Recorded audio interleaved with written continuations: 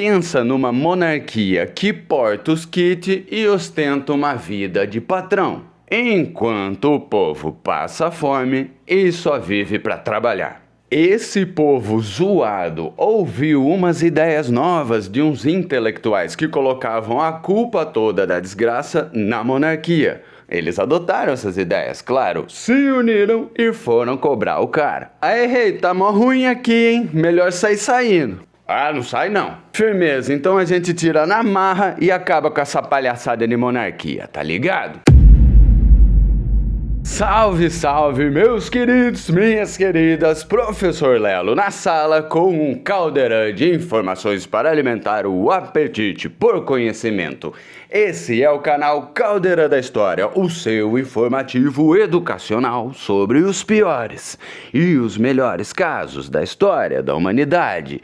No menu de hoje, a Revolução Francesa de 1789, quando o rei Luís XVI ficou com o croissant na mão porque o povo escargou para ele. A Revolução Francesa foi uma série de revoltas populares que tinham o objetivo de melhorar a vida do povo. Tipo, aê, rei, cuida melhor dos cria aqui, pai. Mas que se modificou pelo caminho. As camadas populares se ligaram que era o sistema a raiz dos seus problemas, saca? Quais problemas você deve estar se perguntando? Uma crise econômica, a França tava tipo CLT, sem dinheiro pra nada. Uma crise social, por causa da monarquia, o povo não tinha direito nenhum. E uma crise política, o povo foi cobrar direito e o monarca perdido afundou a França. A monarquia é o problema? A monarquia é o principal problema, mas tem mais ingrediente na receita do caos francês. Se liga só no iluminismo. É uma galera que está profundamente descontente com a monarquia e que critica esse tipo de governo. Até a independência dos Estados Unidos tem a ver nesse rolê, porque o Luís XVI emprestou a grana que ele não tinha para ajudar a América do Norte a chutar a bunda da coroa inglesa e ficar livre dos caras. O problema foi que essa grana faltou no bolso do Luís XVI para cuidar do seu povo. E a vida na França, tá como, pro? A França era um reinado que dependia muito do campo, da agricultura, saca? E também era entupida de desigualdades sociais. Você já ouviu falar em sociedade estamental? Então era a França, dividida em 3 classes. Se liga só nessa pirâmide social aqui. No pontinho lá de cima, um pouquinho só, o primeiro estado era a igreja, o clero, tá ligado? Representante de Deus na terra. Abaixo deles, a gente tinha o segundo estado, que era a nobreza, toda a monarquia e seus puxa-sacos. No terceiro estado, a maior parte da população, estavam os trabalhadores, nós, e a burguesia. O único momento na história que trabalhador e burguesia estavam no mesmo lugar, tá ligado? A existência dessa sociedade estamental era ruim por 2 motivos. Primeiro, geralmente onde você nasce é onde você vive. E vai vivendo até deixar de viver. Segundo motivo, se liga, o historiador semideus Eric Hobsbawm vai falar pra gente que quase 80% da população francesa estava no terceiro estamento, nessa camada mais baixa que é muita humilhação, porque eram os únicos que trabalhavam de verdade e também a única classe a pagar impostos. Quem aguenta tanta humilhação? Trabalhavam de sol a sol para sustentar o primeiro e o segundo estados parasitas. Aí curta só a situação. A grana que o Luís XVI emprestou lá para os Estados Unidos arrebentou com a França. A população cresceu muito na década de 1770, 1780. E aí a produção do campo era baixa para alimentar esse povo. Para resolver esse problema, investimentos no campo. Vamos produzir cereais para alimentar essa galera. Só que nem o clima ajudou. Um inverno russo atacou a França. Resultado, mais fome, mais povo puto, igual a caos no prato do Luís XVI. Com a paciência, igual um petit gâteau pequenininho assim, ó, o povo colocou o rei para exigir mudanças significativas. Luizão XVI até que tentou fazer alguma coisa, mas os vacilões do primeiro e do segundo estado, garrados nos seus privilégios, não deixavam nada acontecer. Enquanto isso, Luís XVI continuava sofrendo pressão popular. Se liga só nesse exemplo. O povo reclamou. O rei, para tentar resolver a situação, convocou a Assembleia dos Notáveis de 1787. A fita é que só o primeiro e o segundo estado compunham essa Assembleia, tá ligado? Então lá na sessão, qual que é o problema? Falta de dinheiro. E qual é a solução? Temos que cobrar impostos do primeiro e do segundo estado. Imagina os caras lá. Ah, tá! A aristocracia montada nas costas do rei fazia tanta pressão que ministros após ministros eram demitidos ao apresentarem essas propostas. E a Assembleia dos Notáveis deu em nada. A criaca entre povo e monarquia continuava. E 2 anos mais tarde, em 1789, o rei Luís XVI saca seu trunfo. Esse cara aqui, ó, Jacques Necker, um ministro das finanças muito popular e também ligado ao iluminismo.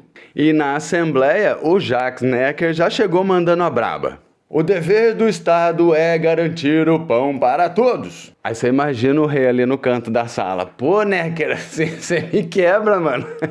Mas o povo tem que comer. Luís perdido, mas eu não sei o que fazer. Ué, convoca então uma Assembleia dos Estados Gerais. Mas a última foi há 175 anos, precisa mesmo? Dá nada, Luís. Chama os caras lá e a gente resolve. Entramos na primeira fase da Revolução Francesa com a Assembleia dos Estados Gerais, no ano de 1789. Para ver se alguém resolveu alguma coisa. Pro, quantas fases tem? A Revolução Francesa tem 3 fases e a primeira começou. Aí sim, pro, que os caras podendo opinar agora fica fácil, hein? Ah, se a vida fosse esse morango, né, bebê? Só que não. Lembra que o professor Lelo falou da desproporção entre o primeiro, o segundo e o terceiro estado lá na França? Então, as propostas, os projetos lá na Assembleia dos Estados Gerais eram votados por estamento, cada um tinha direito a um voto.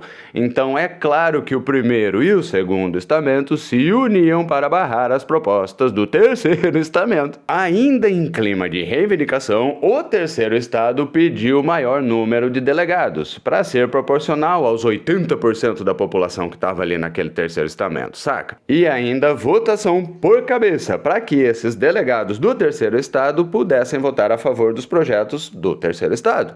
E aqui já fica um aviso para você, porque essa desproporção entre os estamentos da sociedade francesa é matéria obrigatória no Enem.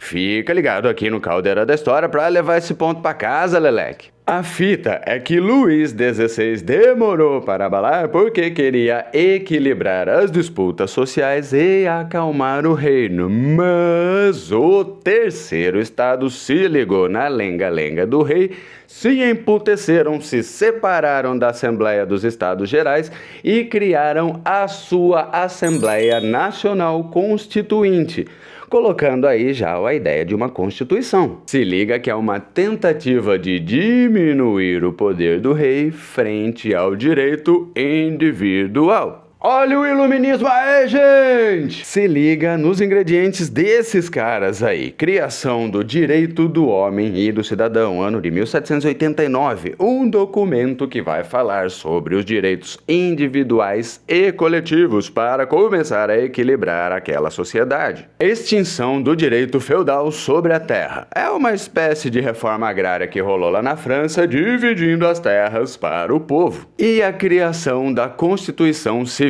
do clero, que transforma a comunidade da igreja em funcionários públicos submetido ao poder do Estado. Mas a vida na França não é esse docinho. Enquanto essas mudanças estavam ocorrendo, o terceiro estado resolveu brigar entre si. Se liga na segunda parte da Revolução Francesa. Uma parte do terceiro estado estava mais próxima ao poder, a alta burguesia, saca? Eles gostavam da ideia de uma monarquia constitucional, poder dividido com o rei. Então era manutenção das estruturas do poder com pequenas mudanças. Esse povo aí era conhecido como girondino. A outra parte do grupo, mais radicais, no veneno por mudanças drásticas, a baixa burguesia, ligados à massa que queria o fim do absolutismo monárquico, conhecidos como jacobinos. E foi lá no ano de 1791 que jacobinos e girondinos se reuniram na Assembleia Legislativa, que durou menos de um ano e acabou com vitória girondina. Os caras eram maioria lá, tá ligado? Eles limitaram o poder do rei e criaram o voto, mas ainda assim era um voto censitário. Professor, o que é isso? Significa que precisa ser rico para votar e ser votado. Política difícil dos caras, mano. Professor, essas assembleias eram os únicos movimentos da Revolução? Não mesmo. Se liga só que enquanto Robespierre, um dos líderes, e Danton estavam puxando o bonde jacobino lá nas assembleias, eles tinham uns parceiros que também sabia pôr lenha na fogueira, tá ligado? Se liga só no jornalista Camille Desmoulins, que mandou logo a braba.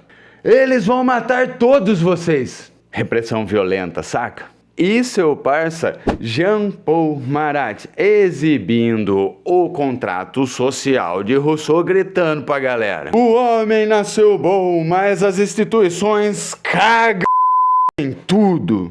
Foi mais ou menos isso que ele falou. Vamos descer o sarrafo nos caras. Para o Palácio dos Inválidos. Era um antigo hospital que também guardava armas. Moleque, pegaram tudo. E agora? Para a Bastilha! Libertar presos políticos e pegar mais armas.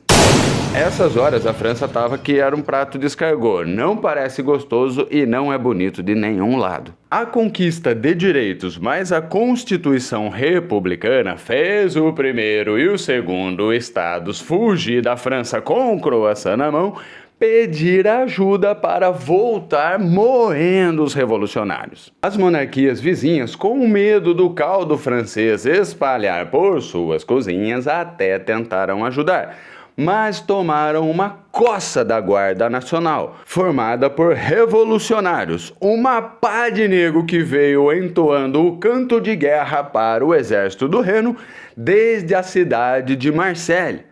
O bagulho ficou tão louco que virou até hino nacional. Você já ouviu? Allons enfants de la patrie.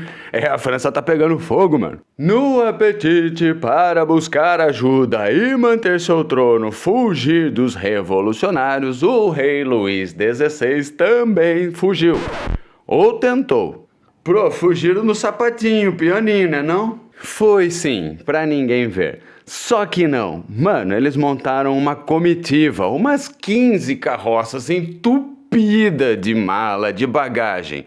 E ainda foram de janelas transparentes. Claro que eles foram reconhecidos e foram aprisionados no ano de 1792. A fita é que a tentativa de fuga da corte deixou geral lenhada. Aí rolou uma radicalização. Alguns girondinos foram pro lado dos jacobinos, tomaram de assalto a Convenção Nacional para evitar uma volta à monarquia e, com Maximilien Robespierre no comando, iniciaram uma das fases mais tensas do rolê. O período do terror de 1793 a 1794. Mano, os caras botaram fogo no parquinho. Já logo de cara criaram o Comitê de Salvação Pública para empurrar goela abaixo os ideais jacobinos do terceiro estado. E também a Lei dos Suspeitos, onde muitos adversários políticos foram caçados e enviados à guilhotina. Continuando o frenesi lá da Bastilha, pode crer? Esse tal do Robespierre aí fez o rolê sozinho? Não, ele não tava sozinho. Robespierre tinha uns pitbull por ele também, tá ligado? Se liga só no time. Louis Antoine Sanjou, Jean-Paul Marat e Georges-Jacques Danton, todos eles vindos da baixa e média burguesia. Eles eram líderes do terceiro estado, a ala revolucionária, saca? Foram esses caras que tomaram o poder dos girondinos lá na Convenção Nacional. De arrasto, mais de 17 mil pessoas foram guilhotinadas, e nessa foi que Luís XVI e sua esposa Maria Antonieta encontraram o Papai do Céu. Cortem-lhe as cabeças! Em 1793 mesmo. Agora sim, rei e rainha decapitado, Constituição, povo no poder, direito ao voto, os cria tão conseguindo, vive a revolução! Não. Por causa do período do terror, muita gente rica morrendo e até o rei, as pitangas choradas deram resultado. Também vocês imaginam só o primeiro e o segundo estado. Caraca, monsieur, estão passando todo mundo lá, sacre bleu! E o medo que eles tinham da Revolução Francesa se espalhar pelo continente europeu inteiro, fez os caras responder. E eles vieram com fome. Distribuída agosto de 1794, a reação Thermidoriana, que tem nome de manteiga, mas não é gostosa, porque foi o bonde girondino voltando ao poder. De cara mandaram Robespierre pra guilhotina, e vão ser um bando de Zé Ruela retirando um monte de direitos jacobinos. Tipo, criaram uma constituição deles, elitista e conservadora. Tentaram restaurar a monarquia. Colocaram um fim no voto universal masculino, voltando com aquela porra censitária, e aceitaram o uso da força contra os revolucionários. Se liga só que quando os jacobinos tomaram poder, eles criaram o Comitê de Salvação Pública e a Lei dos Suspeitos, mecanismos para se manterem no poder. Aconteceu a mesma coisa na retomada do poder girondino, com a reação Thermidoriana e agora a fase do Diretório de 1795, inaugurando a terceira fase da Revolução Francesa. Um sistema de governo altamente burguês que, para variar, escargou na coisa toda apoiando um general de 1,67 m, Napoleão Bonaparte, que apesar do seu tamanho ia causar de monte, azedando o caldo para todo mundo envolvido nessa história. A receita do pequeno polegar era vencer as revoltas, acabar com os jacobinos e expandir o império. Professor, o que a Revolução Francesa deixou para a história? Essa é a pergunta mais importante da receita de hoje. Fim do mundo moderno, início do mundo contemporâneo. As ideias de liberdade, igualdade e fraternidade mudaram a França e o mundo também. Fim do regime monárquico e também do direito divino de governar. Acabou com essa palhaçada. E o surgimento de governos democráticos e também liberais. Em palavras bonitas para você arrasar no Enem, a Revolução Francesa representou a queda do absolutismo e a ascensão da burguesia. Tadá! O general Napoleão causou depois disso? O baixinho acabou com a Revolução, mudou o mapa da Europa, se tornou cônsul e os caras, tá ligado? Mas esses são ingredientes de outra receita e o prato de hoje já está servido. Gostou da aula? Curte, comenta, me dá essa moral aí que é importante. Eu sou o professor Lelo, fico por aqui porque o sinal já vai bater. Esse canal é o Caldeirão da História, o seu informativo educacional sobre os piores e os melhores casos da história da humanidade. Fui!